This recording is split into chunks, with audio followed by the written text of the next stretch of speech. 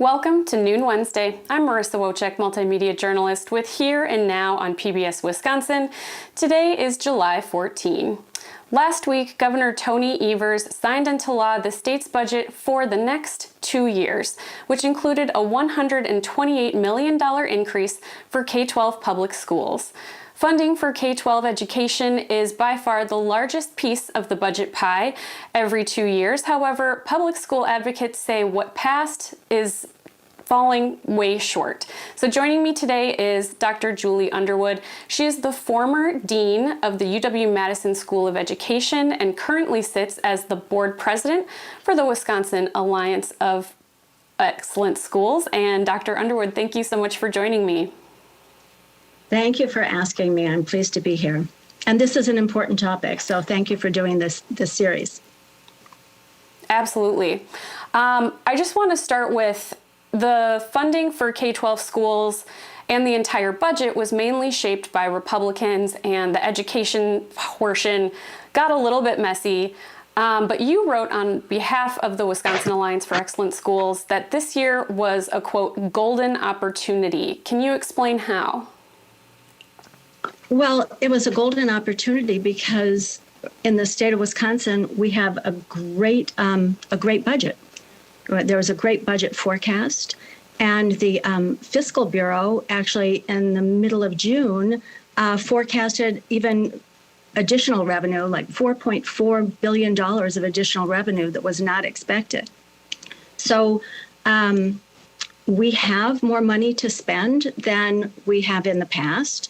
This isn't a day when you look at a budget and think that we need to be austere. It's a day when you can look at the budget and look at a great revenue forecast and say, we need to invest in our future and fix some of the things that we've had problems with in the past. And that really is what hasn't happened. We had a golden opportunity to do right by kids. And the legislature's budget just doesn't do that.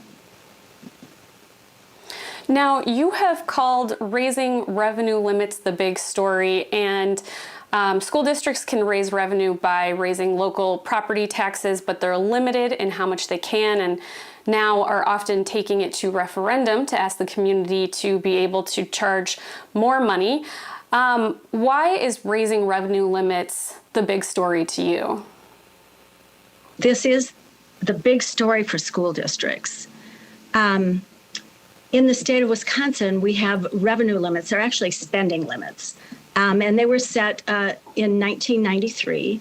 The only way that revenue limits or spending limits can go up is if the legislature does that or if a school district goes to referendum.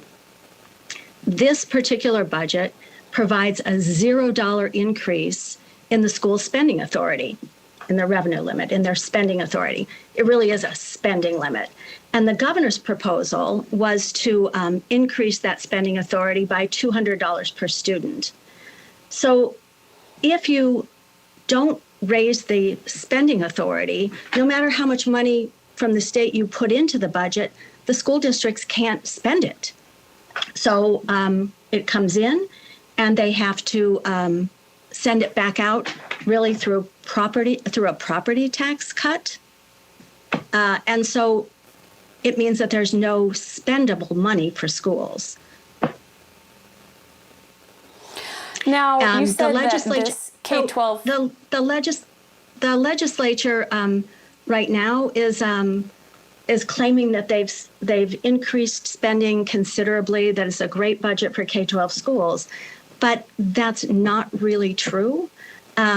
Since they haven't increased the spending limit, schools are kind of caught in a bind. They have money that's coming in through the equalization formula, state money that's coming in to the local school districts through the equalization formula. And the legislature is saying that they've now increased spending on K-12 education. They're now spending 2/3 the cost of K-12 education, which was a previous promise that was made to education a number of years ago. But it's not real increases. They're not spendable increases. This is kind of a shell game. And so that $128 million you're saying doesn't go into schools exactly, it goes towards property tax cuts. Exactly. So if you've got a spending limit and the state pours in money through the equalization formula, and they don't allow schools to spend anymore, their hands are tied, and the money that comes into their budget, they need to just send right back out as property tax cut. So let me put a further point on this. Additional money doesn't go to educational expenses unless the legislature authorizes the districts to spend it. And they didn't increase the spending limit. So the GOP budget writers said that they also took into account the one-time funding of nearly $2.5 billion from federal pandemic aid that is going to public schools. Does this not fulfill what schools will need, at least until the next budget cycle? Well, so the federal money, that's COVID relief.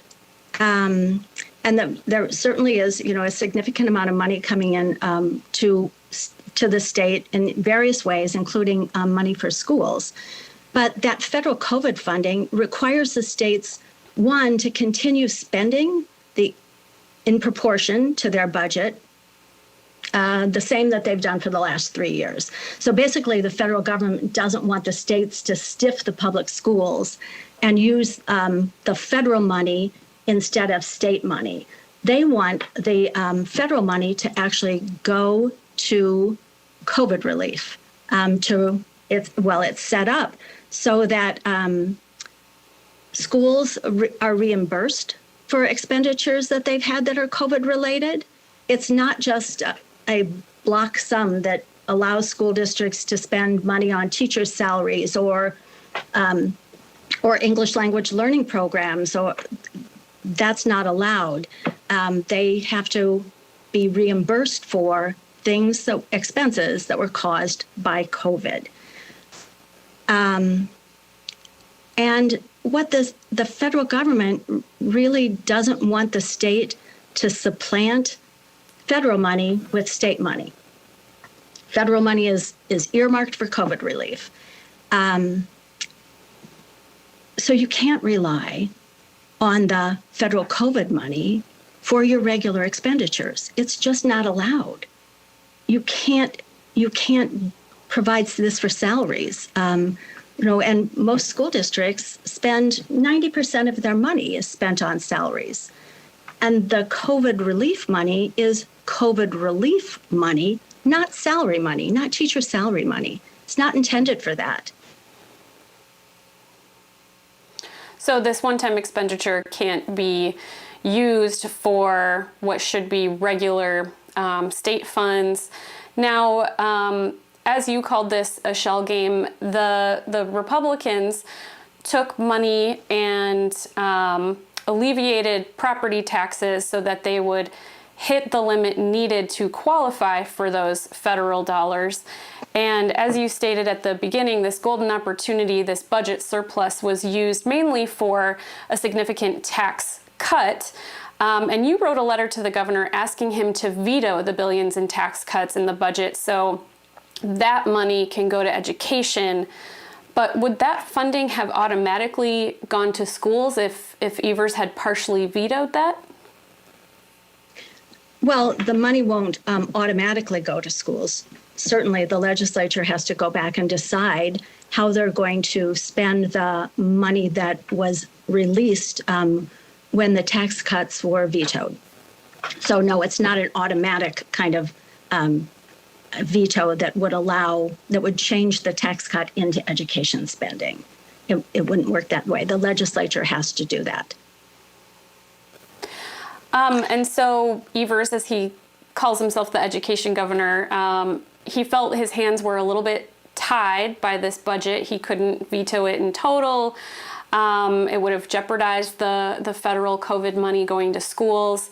He also said he was limited by his partial veto authority, the way the budget was written. So in your mind, is this kind of the best that the education governor could do with this budget?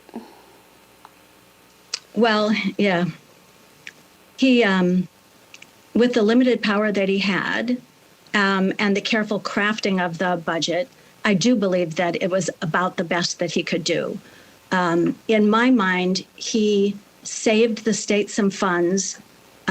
He vetoed the additional funding that went into the rainy day fund, and he's pulling that money together.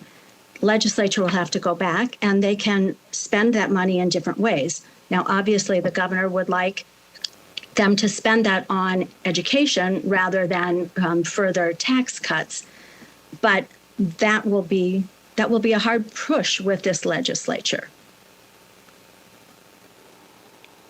So there is additional funding in this budget for mental health services, special education, and English language learners.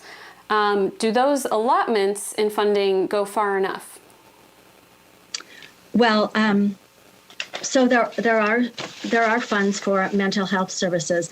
The governor had actually proposed a $50 million increase in mental health services, and that did not happen in this state budget. Instead, they provided a small amount for competitive grants for school districts, but that money's not enough to even make a dent in what is needed across the state. Thankfully, the reimbursement for special ed, the reimbursement for mental health services can be taken this upcoming year, from COVID relief dollars. That is one of the allowable expenses. So school districts will have something to fall back on. But the state mental health services really are not there. And then if you want to think about special education.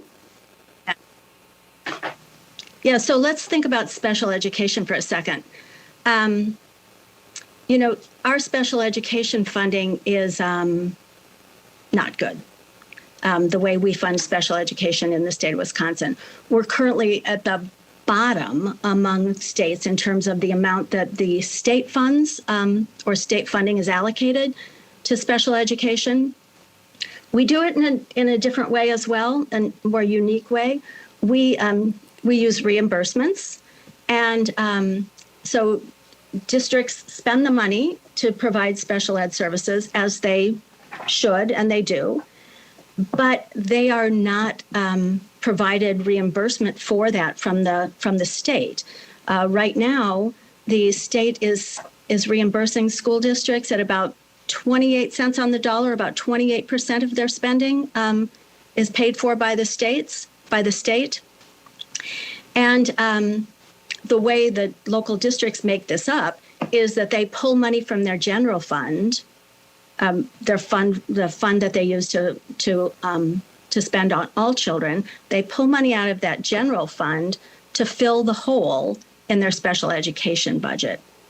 So coming into this budget cycle, we're way behind in a bad place in terms of special education funding. The bipartisan Blue Ribbon Commission that took place a couple years ago, that was special ed funding was one of the things that everybody agreed on, both sides of the aisle. We needed to increase special education funding. So during the last budget cycle, the budget that was passed actually said that we would increase that funding to 30%. However, the legislature didn't make good on that promise because there weren't sufficient funds allocated for special education reimbursement to meet that target of a 30% reimbursement rate for school districts. So we're sitting at about 28% reimbursement right now. That's where we are going into this budget. The governor proposed a 45% reimbursement rate for the first year in the biennium, and then higher for the second year in the biennium. The legislature's budget increases the reimbursement rate to 30%, which is what they said last time. So have we made any progress? Is that an increase to schools? I don't think so. And schools are required to have additional funding for special education, English language learners. Are these in some ways unfunded mandates? Well, these programs are mandated by the federal government, and they are morally and educationally correct as well. These are things that you would do, but the federal government many years ago in the 70s mandated that states provide special education services and English language learning services. Unfortunately, our state doesn't provide much state money and pushes that expense down to the local school districts. So with this complicated funding formula and school districts being strapped, should the structure of how K-12 schools are funded in the state be somewhat upended? Does that funding structure need to change? Absolutely.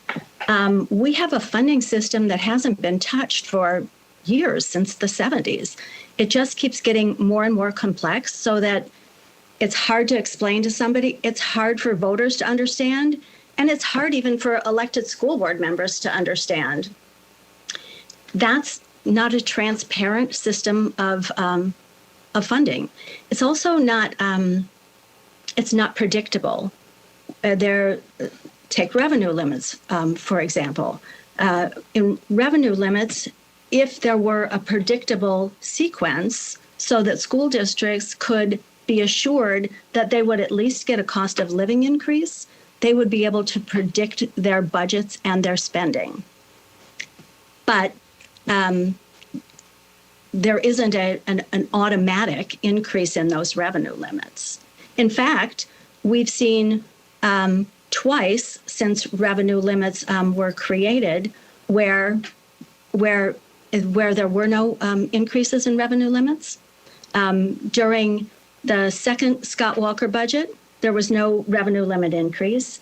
And of course, during the first Scott Walker budget, there was a cut of $550 per student in revenue limit or spending limit. And this will be the third time where we've had no increase in revenue limits.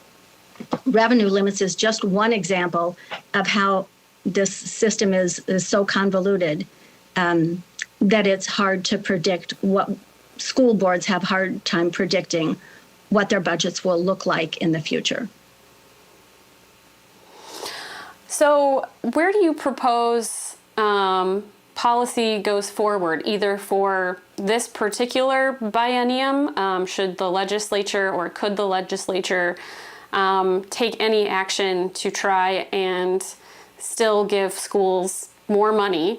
Or past this budget cycle, what do you see going forward? Well,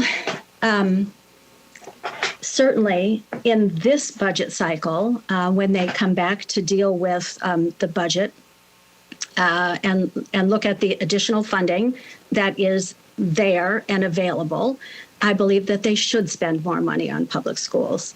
That, my opinion, is obvious there. I've heard concerns all over the state. There are about 140 school districts that are not going to get any additional funding, and in fact will be cut. Their funding will be reduced. State funding will be reduced. That includes 20 of the poorest school districts in the state of Wisconsin. Not just generally large cities, not urban cities, not poor districts. This problem is across the state, but of course it's worse for the poor districts. And the problem is, regardless of size or geography or political leaning, the budget as we have now is not good for school districts. And they need to fix that. They need to spend some of the money that they have in this great financial prediction to meet the needs of children, to meet the needs of children in public schools across the state of Wisconsin. This budget is historic in that it provides minimal funding to local school districts when the need is so great and when the demands placed on schools continue to increase, and there's definitely enough money to invest in the future of our children. State's got the funds. There's a large balance remaining, billions of dollars that could be spent, and that is certainly sufficient to fund special education, mental health services, English language learning programs. And it could even justify the $200 per pupil revenue or spending limit that was proposed by Governor Evers. Now, is that what you're referring to in your letter to the governor as these gaps widening? The gaps widening are exactly that. We have large gaps in our state, opportunity gaps, academic gaps, achievement gaps, call it what you may, funding gaps, large gaps in our state, particularly children in poverty, rural children, English language learners, children with special needs. These are children who don't have the opportunities, academic opportunities, that children in wealthy communities have. And these children are important. Every child is important in the state of Wisconsin, and every child should be given a future or an opportunity for a good future. Those are the gaps. In this time of COVID, those gaps were laid bare. They're very hard to ignore at this point. School districts who don't have broadband, school districts who don't have sufficient teachers or aides, school districts who have facilities that need assistance, structurally facilities that need assistance, mental health services, English language learning services. The gaps were laid bare, and this particular budget is going to make those gaps worse rather than better. And we have sufficient funds to close those gaps. The legislature has not done that.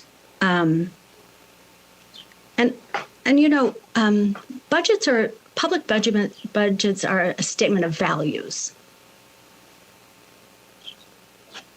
You wonder how much education is valued when you see this kind of historic minimal funding.